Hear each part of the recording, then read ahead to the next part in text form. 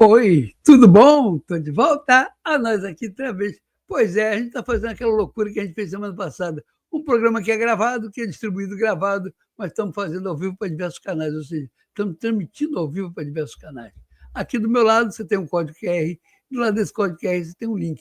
Tanto faz você entrar pelo código QR como entrar pelo link, você vai para uma plataforma onde estão todos os nossos canais. Vai lá, segue a gente no X, segue a gente no YouTube, segue a gente nos diversos Facebooks. Lembrando que o Facebook é um canal hoje meio amigo. Vocês vão entender depois por quê. Mas olha, ali tanto é meio amigo que nós temos um parceiro, Brasil Horta, que a gente está botando o símbolo dele lá em cima, porque afinal de contas é de lá que vem o maior número de likes que a gente ganha. Então, uma homenagem a eles também, uma forma de reconhecer que, puxa, nós somos vocês, vocês somos nós. Aqui do meu lado, código QR, do lado do código QR, um link. Tanto faz você entrar pelo link, como entrar pelo código QR, você vai para uma plataforma onde estão todos os nossos canais. Espera, deixa eu montar aqui o negócio. Não está tão acostumado com ao vivo? Pronto, vamos nós aqui. Bom, como eu falava, teve uma audiência pública no Senado na terça-feira, dia 22. Eu acompanhei, mas não botei no ar, porque eu estava. Terça-feira, dia 29, desculpa. Eu estava esperando o Tagliaferro. Falei, vai dar confusão, o Tagliaferro não foi adiar a audiência para hoje. Ele também não foi hoje, mas tudo bem, nós transmitimos uma audiência ao vivo durante 4 horas, era uma audiência super importante, porque ela diz muito sobre o futuro do Brasil. E essa acabou ficando de lado, mas nessa audiência, o senador Rogério Marinho deu uma aula de democracia. E aí você vai descobrir que nesse novo Código Eleitoral, eles vão trazer aquela PL 2630 de volta. Vai poder censurar, vai poder fechar o canal. Quer dizer, na época da eleição, de 2 em 2 anos, fecha os canais da direita, persegue a direita e tudo mais. E tem que fazer o quê? A gente tem que mostrar para vocês que depois liguem para os senadores, que isso está na CCJ, ainda vai ser votado. Depois, quando a gente ver como for ser votado, a gente vai avisar vocês para vocês encherem o saco dos senadores para ter uma votação legal. E se não der, vai para plenário, a gente vai encher o saco para votar de novo. E como isso é uma alteração num projeto que veio da Câmara, vai ter que voltar para a Câmara. Então, estamos na luta, estamos na briga, entenda e tenha o seu ponto de vista. Isso é que é o mais importante. Veja, entenda e tenha o seu ponto de vista. Eu lamento não ter podido assistir o cômputo aí das intervenções que foram feitas, sem dúvida nenhuma, bastante pertinente, dada a qualidade da mesa que está aqui colocada na nossa frente, né? O nosso eminente relator Marcelo Castro, né, que pacientemente faz as suas anotações e certamente vai se debruçar sobre o texto com mais cuidado ainda, ele que se notabiliza aqui pelas minúcias, pela capacidade operativa que ele tem de buscar e formar consenso nessa casa. Já pedi a ele aqui uma audiência, né, para tratar de algumas situações que nos chamam a atenção no texto. Ele vai nos receber aqui em nome da oposição, né? E nós esperamos, nos próximos 10 dias, 15 dias, votarmos aqui na CCJ esse importante projeto que unifica aí uma série de legislações ligadas às eleições, né, que, se forem votadas agora, estarão aptas antes do mês de outubro para as eleições do ano subsequente. Os dois temas que nós estamos tratando aqui, organização partidária, prestação de contas e essa questão que nos afeta em particular, que é uma discussão, né, que está no mundo inteiro, né, que é a questão da maneira como as redes sociais interagem, né, com a sociedade, de que forma nós podemos lidar com ela de tal maneira que nós potencializemos as coisas boas e nós não tenhamos dificuldade com as coisas ruins ou menos dificuldade. Então, primeiro eu queria fazer uma observação aqui para o nosso relator, de que é uma enorme responsabilidade, né, apresentar esse texto, né, formatado, que representa o consenso das opiniões dessa casa, mas também que possa extrair ensinamentos do que esses mais de 40 anos, né, de restabelecimento do processo democrático na sua plenitude a partir de 85, né, nos proporcionou. E eu faço sempre uma reflexão a respeito desse momento, porque a partir de 86, nós tivemos uma pulverização de partidos políticos, até como uma espécie de resposta à camisa de força que era colocada entre duas agremiações distintas que tinham como guarda-chuvas diferentes visões ideológicas da sociedade, a Arena e MDB. Em 2018, eu vou saltar no tempo, nós chegamos a 37 partidos com representação na Câmara dos Deputados. Me parece claro que não há um número de ideologias que possa casar com essa pulverização partidária. E isso gera toda sorte de dificuldades na própria condução da ação parlamentar, né? A fragmentação, a fulanização, a pulverização do processo, né, de formação de consensos e definição, né, de linhas programáticas, né? Os partidos tendem a buscar franquias, e boa parte dos partidos são franquias de uma única pessoa, né? Presidentes que se perpetuam ao longo do tempo, e aqui eu não estou excepcionalizando nenhum partido, né, com raras exceções. E essa cultura partidária, ela precisa ser, pelo bem da democracia, revisitada. Como é que a gente vai tratar esse tema? E aí nós temos um mecanismo, fazendo um corte rápido para não me alongar muito nessa tese, nós temos um mecanismo que foi instituído, me parece que em 2017, 2016, né, que determinou que os partidos, para terem direito ao fundo partidário e ao tempo de televisão, precisavam de um número mínimo de votos de forma nacional e com um sarrafo sendo erguido gradativamente a cada 4 anos. Isso fez que com apenas 14 partidos em 2022 ultrapassassem esse sarrafo. E o 14º partido, assim, nos 46 do segundo tempo, né, após a prorrogação, com uma recontagem. Quero saudar aqui o senador Ciro Nogueira, que se junta a nós, e agora muito poderoso, ele está parrudo, né, vai ter aí mais de 100 parlamentares na Câmara e 14 no Senado da República. Vamos estar juntos, Ciro. A favor do Brasil e contra o PT. Bom, mas feito esse breve comercial, a favor do Brasil, Marcelo. O importante aqui é o seguinte: essa situação vai diminuindo gradativamente o número de agremiações, mas aí surgiu um outro tema, porque foi bom Ciro ter chegado aqui, que é a questão das federações. Hoje nós vou lá dar um abraço no senador Ciro, né, assistir ao surgimento de um gigante aqui no parlamento, né, que é o P, não é isso, Ciro? O P? O P, que vai congraçar 2 partidos importantes, que é o Partido Progressista e o União Brasil. Ocorre que as federações, que deveriam ser situações episódicas e contingenciais, se transformaram num moto contínuo, né, para abrigar legendas que não têm mais capilaridade e conexão com a sociedade. Então, eu estou fazendo, inclusive, uma emenda que o relator vai receber e que faz parte de um partido histórico, que é o MDB, né, na próxima semana, onde eu proponho que a federação ela possa sim existir, mas que ela tenha um prazo, que ela possa ser renovada por mais um período, senador Ciro. Então, 4 anos, mais 4 anos, 8 anos, que é o tempo do amadurecimento e a consolidação, eu diria, de uma certa integridade de agenda programática. Resumindo, né? Na hora que eu estou chegando, você já quer botar limite, né? Não, pelo contrário. Eu acho que Vossa Excelência é um ator importantíssimo desse processo. Está corretíssimo. São 8 anos, é um tempo suficiente para que vocês sejam amalgamados, né? Que o partido ele passa a ter uma mesma substância e que as eventuais diferenças possam ser tratadas no âmbito do próprio partido ao longo desse período. E após 8 anos, os partidos terão que virar um partido só, não haverá a possibilidade de se sair da federação. E se houver a saída da federação, que não haja a possibilidade de se fazer uma nova federação. Então, essa é a primeira observação, né, porque eu acho que isso dará maior salubridade ao processo eleitoral, maior nitidez programática e ideológica às legendas, para que as pessoas, na hora em que escolherem os seus candidatos, o façam não apenas em função da personalidade das candidaturas, do personalismo, né, mas também da linha programática que este partido, essa agremiação defende, né, quais são os seus ideais, quais são as suas agendas, quais são os seus programas partidários.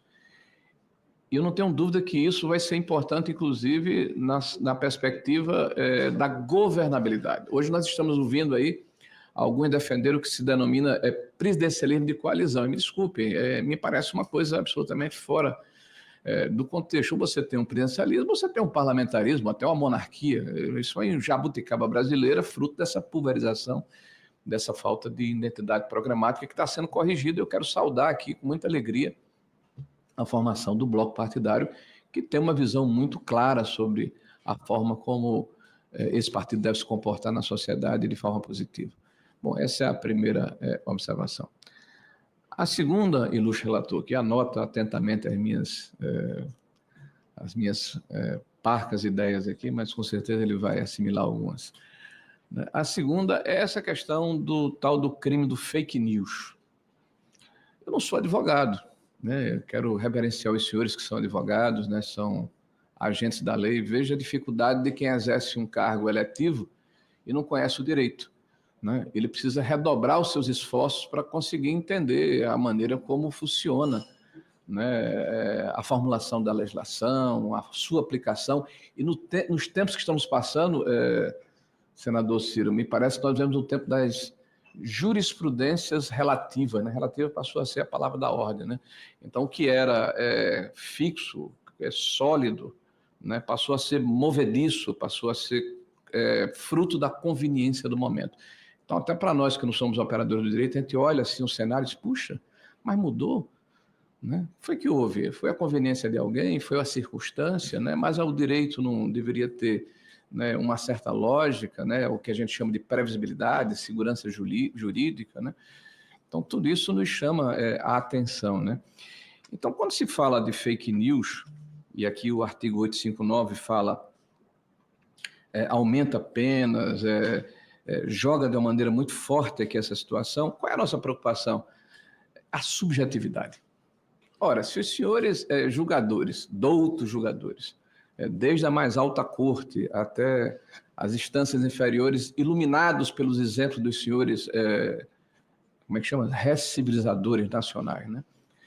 Iluminados por esses exemplos, né, tomam atitudes em que nós ficamos perplexos, nós, os formuladores da lei, né? Mas não foi isso que nós gostaríamos de ter acenado, apontado quando fizemos a lei. Mas existem hoje 11 constituições no Brasil, né? E elas são colocadas assim de uma maneira muito vaga. Então, me parece temerário, eminente relator, nós entregarmos a subjetividade, né, de um julgador a possibilidade de dizer o que é certo ou o que é errado, né? E pior, com termos como nós vimos ultimamente, desordem informacional. Eu achei bonito, tá? Eu vou repetir aqui porque é para aspiar. Desordem informacional. Vejam, se você vai enfrentar uma eleição e você é candidato, há um risco aumentado consideravelmente, eu diria geometricamente, com a subjetividade desse artigo, tá? Nós estamos nos entregando ao escrutínio e à visão de mundo, inclusive política, de um cidadão que vai nos julgar e que não vai precisar estar afeito à letra fria da lei, mas a sua interpretação dela é de acordo com a sua formação, a sua condição política. Ele é um cidadão como qualquer outro. Então, me parece um risco que é muito sério. E aí nós vamos conversar com o senhor in pectore, mas também vamos fazer o debate público de que isso nos deixa desconfortáveis. E, por fim, para não me alongar muito, última observação, tem várias aqui, a assessoria me deu 14, viu? Eu vou lhe poupar, eminente senador. Sei que Vossa Excelência está sensibilizado com os temas que levantei, mas é o artigo 493, que fala sobre a previsão legal para banimento de contas. Não estamos falando aqui de conteúdo, mas de contas. Aí vejam assim a violência desse artigo. Ele, assim, se eu fosse um ministro do Supremo Tribunal Federal, que não é o caso, né, eu diria, isso é flagrantemente inconstitucional, porque é censura prévia. Ora, se eu estou banindo a conta de alguém, eu estou impedindo que ele se manifeste sem saber qual o teor da sua manifestação. O que ele pretende falar. Não é o que ele falou e que pode ser gravoso para alguém e que eventualmente poderia ser arguído juridicamente por uma calúnia, uma difamação, uma injúria, ou até a velocidade que o próprio sistema eleitoral determina, né, para que não haja injustiça, né, pela, assim, um certo fast track no processo legal. Tá? Não, nós estamos falando aqui de banimento da conta. Sem uma gradação legal. Né? E isso me parece tão grave, eminente relator, e tão desproporcional que me chama a atenção. E me chama a atenção principalmente porque nós assistimos na eleição passada um dos juízes, desculpe, né, neutro, vamos jogar aqui o gênero neutro, né, num caso rumoroso que disse, isso é censura prévia, eu vou fazer só dessa vez. Só dessa vez. E o só dessa vez gerou uma jurisprudência.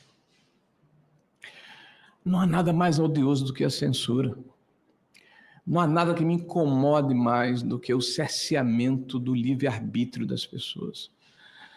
Eu estou com 61 anos de idade. Eu sei que você olha para mim e pensa que eu tenho 35, mas eu tenho 61 anos de idade. Né? Tenho quase 40 anos de vida pública. Né? E olha, já fui atacado de todas as formas possíveis. Eu fui o relator da reforma trabalhista. Eu chegava no aeroporto, eu era recebido por uma comissão bastante barulhenta. Eu fui a debates nas universidades e eu era poupado na entrada e na saída e durante o debate. E, para mim, isso era uma coisa interessante, porque era democracia acontecendo.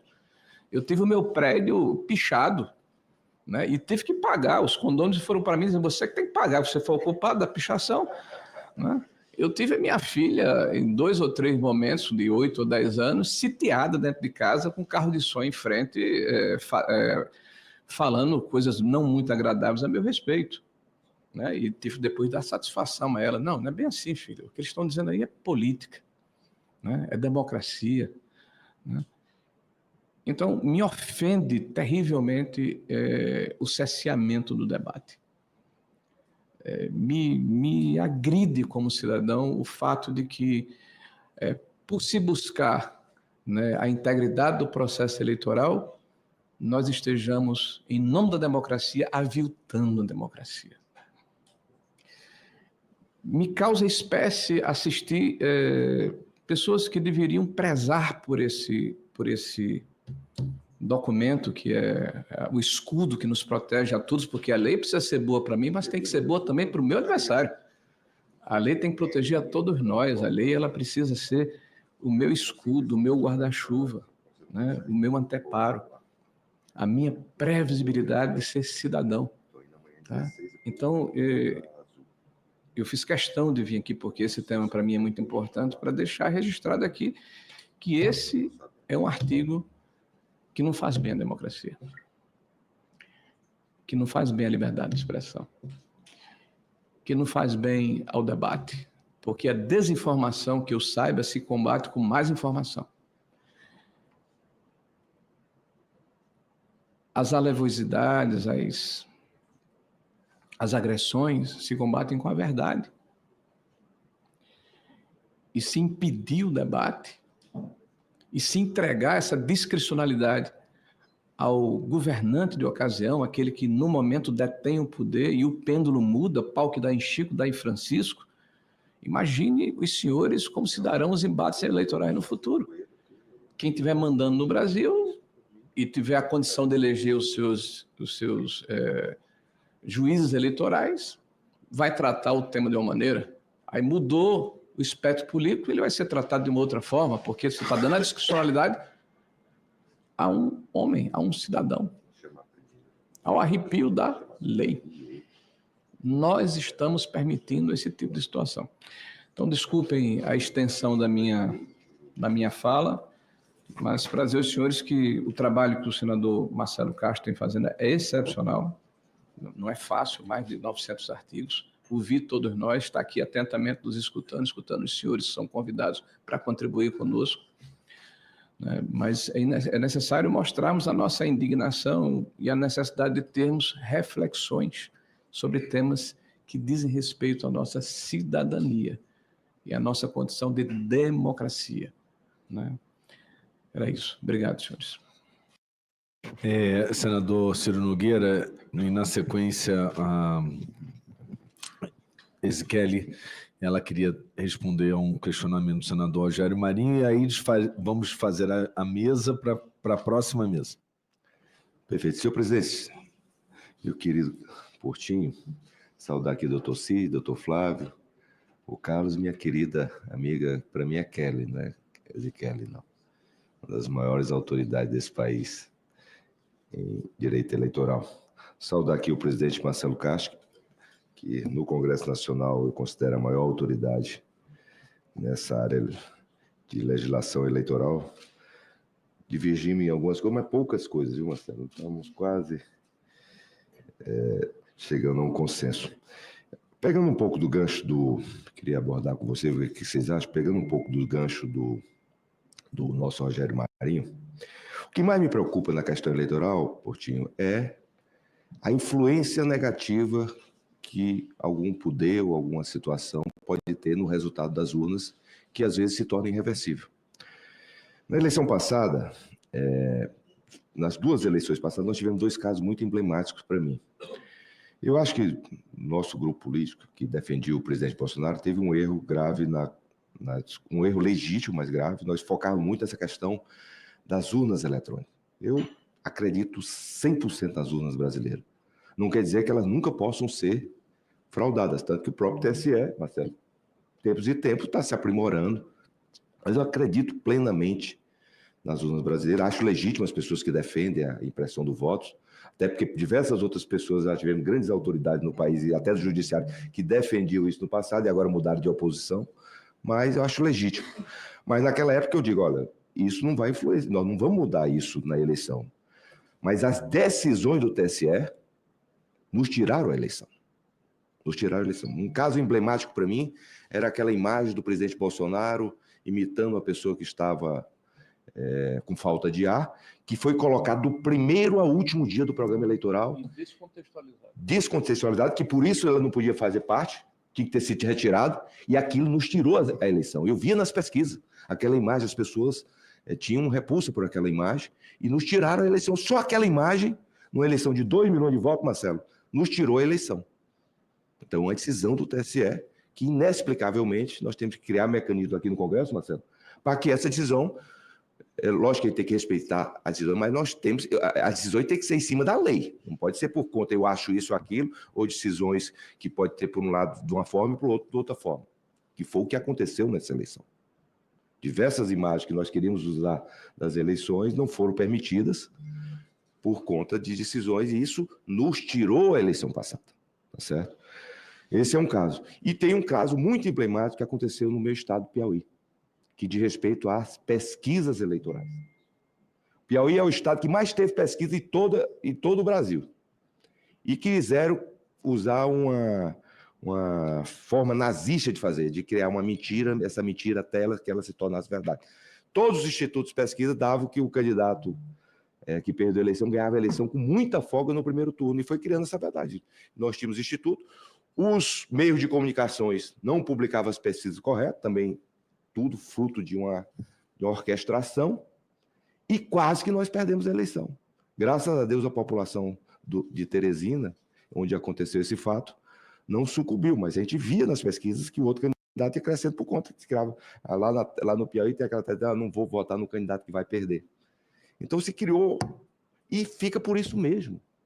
Os institutos de pesquisa que cometem essa fraude não tem, Rogério, nenhum tipo de vinculação com a verdade. Eu criei um projeto que eu acho que o Instituto de Pesquisas tem que ser obrigado, pelo menos, a publicar uma última pesquisa, e que, se ela não estiver dentro da margem de erro, a margem de erro pode ter até 50%, que é um absurdo. Mas ela tem que ter uma margem de erro, e esse instituto, pelo menos, ficar proibido, se ele não acertar, ele e o seu estatístico, claro, proibido de, pelo menos 5 anos, não publicar uma nova pesquisa, para não cometer uma nova fraude eleitoral que pode influenciar o resultado de uma eleição, e aí não tem o que ser feito depois disso. Então, essa questão faz, porque essa questão, entrando nessa questão de fake news, o maior fake news que eu já vi na minha história foi cometido contra o próprio presidente Lula uma vez, naquele famoso debate da Rede Globo contra o Collor, que ali tentou se manipular a eleição e deu certo. Pegou-se todos os veículos de imprensa, colocando só o lado ruim do Lula naquele dia, que ele errava, e todo o lado bom do Collor, e se decidiu uma eleição. Maior fake news que isso não existe.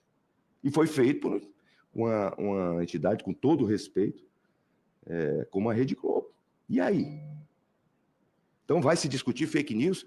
Nós só ganhamos a eleição no Piauí, em Teresina, Portinho, por conta das redes sociais, que nós tínhamos liberdade, porque todos os meios de comunicação estavam a serviço do candidato vencedor.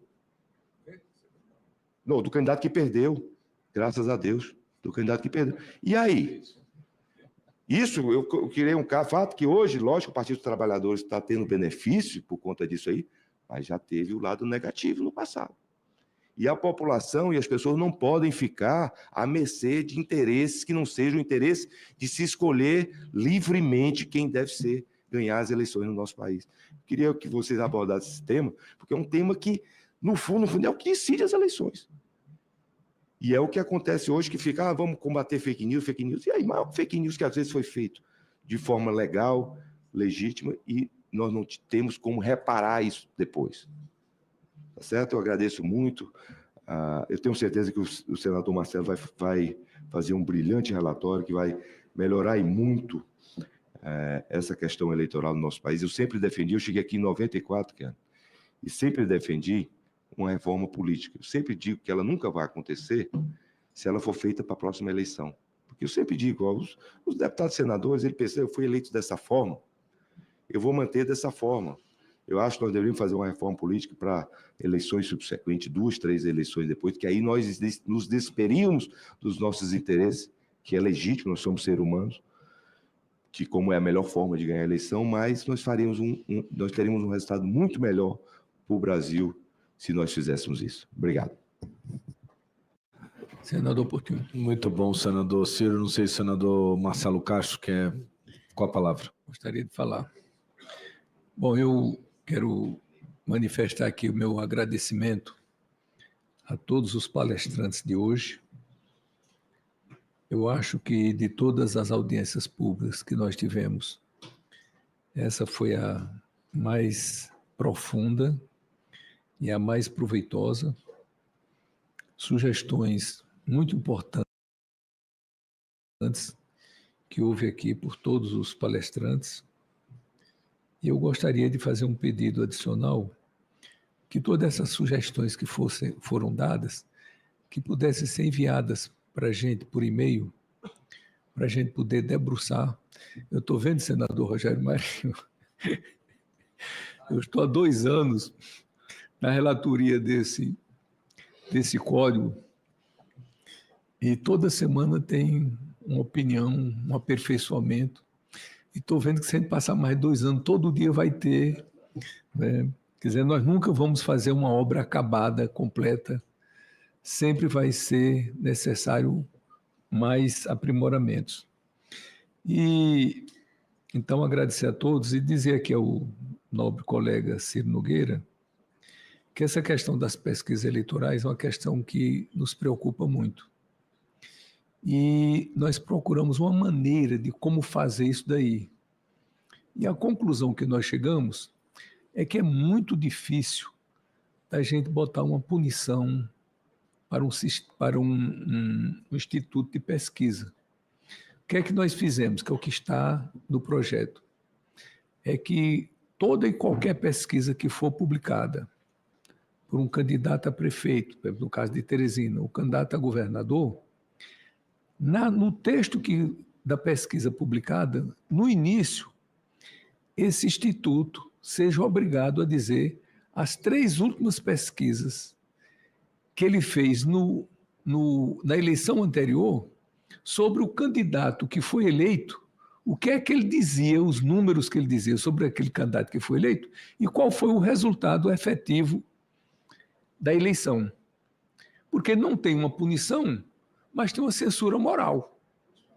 Nós achamos que isso traz uma inibição e os institutos vão procurar cada vez mais acertar. Por caso aí que Vossa Excelência está citando, que diziam que o candidato que foi eleito perdia a eleição. Então, vem a eleição em 2028. Quando veio a eleição em 2028, o instituto que for publicar uma pesquisa sobre a eleição, sobre os candidatos de 2028, na hora que ele for publicar, ele tem que dizer as 3 últimas pesquisas que ele fez, a última, a penúltima e a antepenúltima, ele tem que dizer o que é que o instituto dizia que o candidato que foi eleito teria e o que foi que efetivamente o candidato teve. Que na hora que você pega essa pesquisa, que o Instituto está dizendo que fulano tem tanto que vai ganhar, e esse mesmo Instituto dizia que na eleição anterior o candidato ia perder, perde uma certa credibilidade. Marcelo, mas por que não proibir o estatístico de assinar pesquisa para as eleições subsequentes, se ele errar na magia? Deixa eu lhe dizer. Nós estudamos de todas as maneiras, tem muitas ideias, mas fica difícil da gente saber efetivamente o que é fraude e o que não é fraude. Vou dar um exemplo aqui. Vossa Excelência citou a eleição agora de prefeito. Vamos retornar à eleição de governador. O instituto que substitui o Ibope é o IPEC. O IPEC, lá no Piauí, dizia que o candidato Rafael Fonteles perderia a eleição por uns 20 pontos.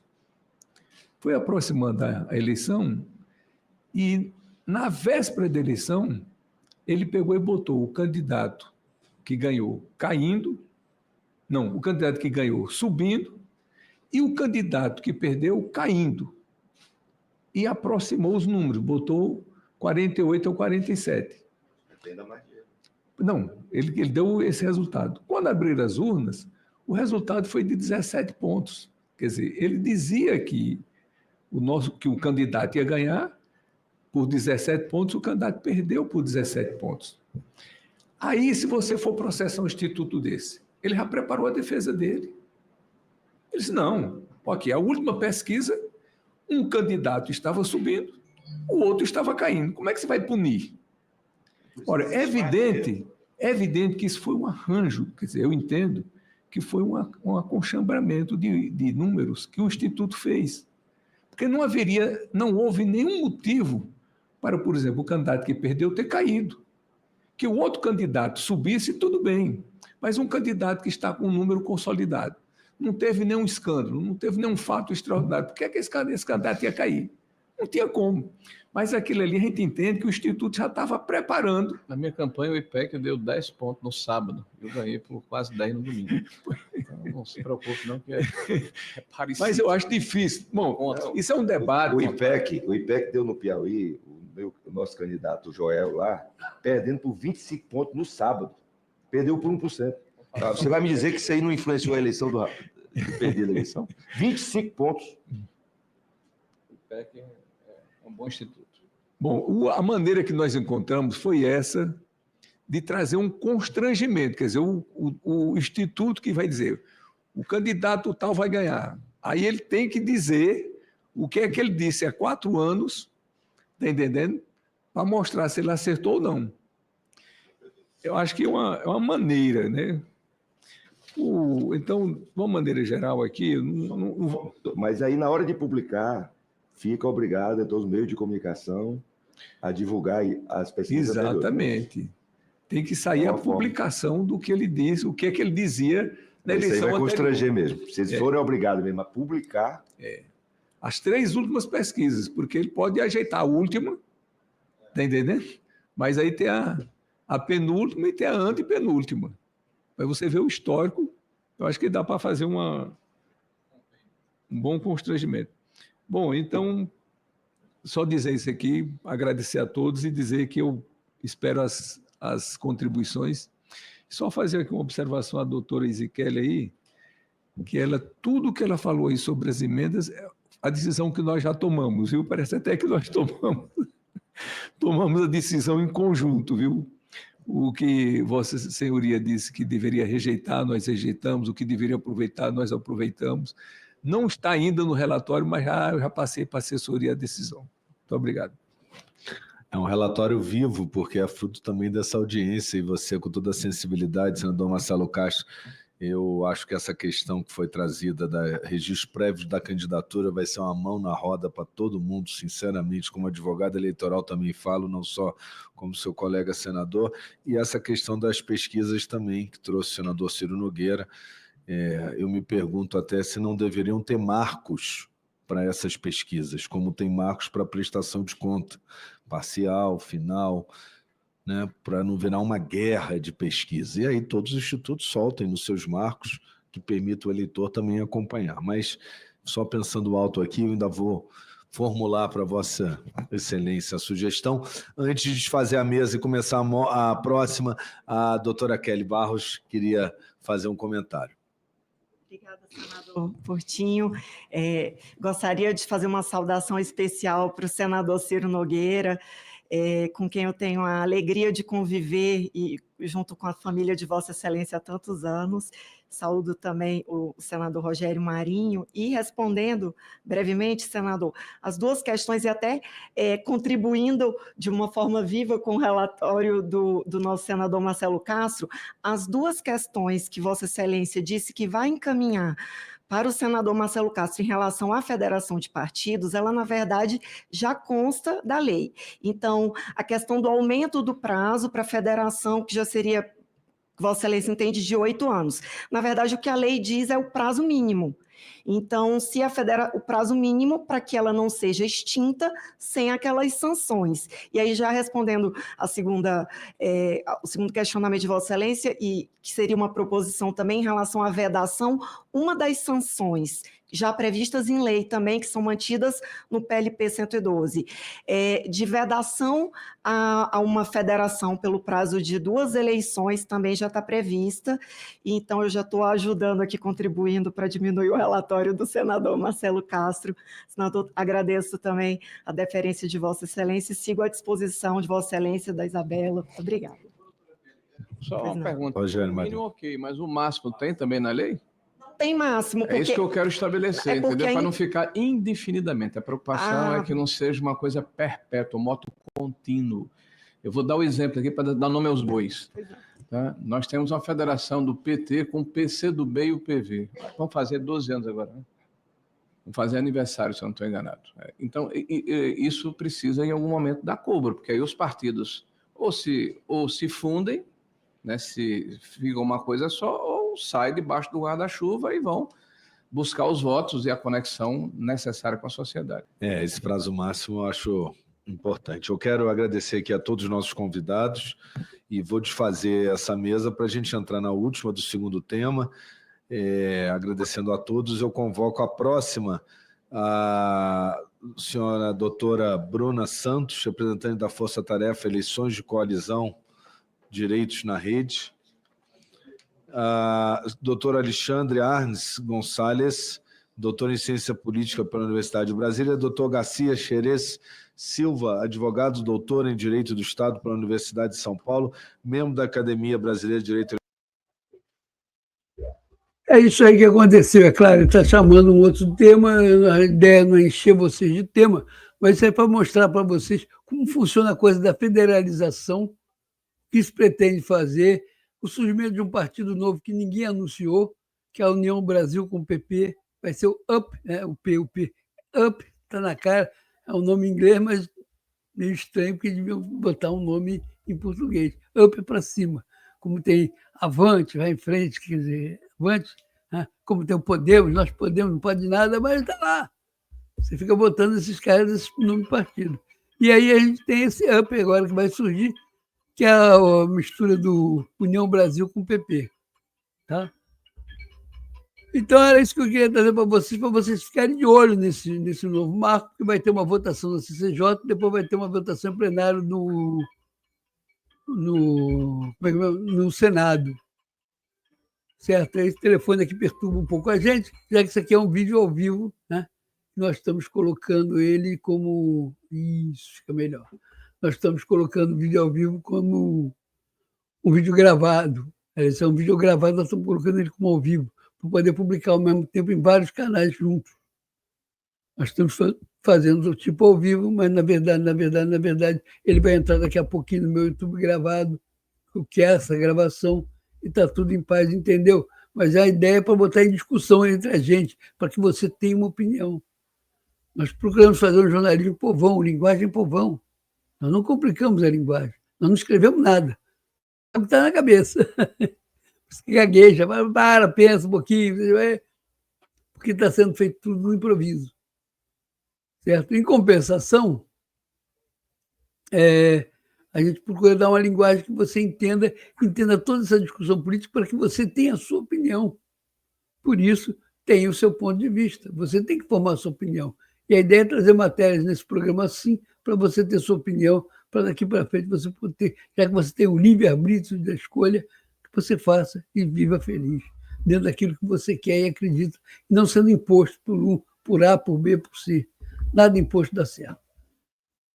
Eu queria agradecer a vocês que assistiram isso, tá? Espero que a gente ajude a colaborar, para vocês entenderem um pouquinho cada vez mais de política. Esse é o objetivo, certo? Não se esqueçam, no final tem o link, tem o código QR, entra lá, tem uma relação de canais nossos, segue a gente onde você puder. Não esqueça de deixar seu like, já deixou seu like pelo que você viu agora, gostou? Deixa seu like. Não gostou, não deixa, não pode fazer nada. E deixa um comentário, é interessante isso. A gente vai trazer cada vez mais e mais temas. Nós somos hoje talvez os únicos a falar sobre esse novo Código Eleitoral. Nós falamos semana passada, né, por causa da contagem pública dos votos, que ele queria tirar, porque não quer mexer na urna, e aí hoje, semana, você vê que ele já está mais maleável. Então, a gente espera que quando ele apresentar o relatório final, esteja tudo bem, mas, de qualquer forma, a gente está tentando, com os outros senadores, aprovar ou não aprovar o que é certo, o que é justo, o que é honesto. Tá bom? E você tendo sua opinião, você pega o telefone, você liga para o gabinete do senador, você manda um e-mail para o senador e pressiona para ter aquilo que o Brasil precisa. Só assim o Brasil vai crescer. Tá bom? Então, como eu falava, tanto faz você entrar pelo link ou pelo código QR que aparece no final, você vai para uma plataforma onde estão todos os nossos canais. Segue a gente no máximo de canais que você puder. Isso dá uma força para a gente legal. É de graça. Você não paga nada para seguir. Você não paga nada para deixar seu like. Você não paga nada para deixar um comentário. Segue a gente. Vamos em frente, que tem muita coisa ainda. Tem mais um ano para a gente preparar o Brasil pela frente para uma nova eleição. Tá? Pessoal, agradecendo a Deus. Obrigado, senhor. Abençoa todo mundo que vê isso aí, esse programa. E, pessoal, muito obrigado pela audiência, muito obrigado pela paciência. Vem aí a vinheta de encerramento. Tchau, tchau, tchau.